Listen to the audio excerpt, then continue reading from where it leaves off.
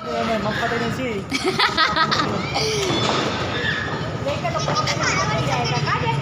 છે ને કોકના પૈસે દિવાળી, તો આજે એકચ્યુઅલમાં એવું થઈ રહ્યું છે.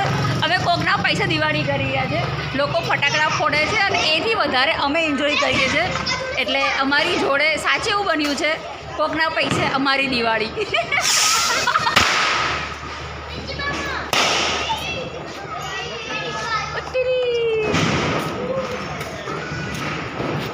પીડી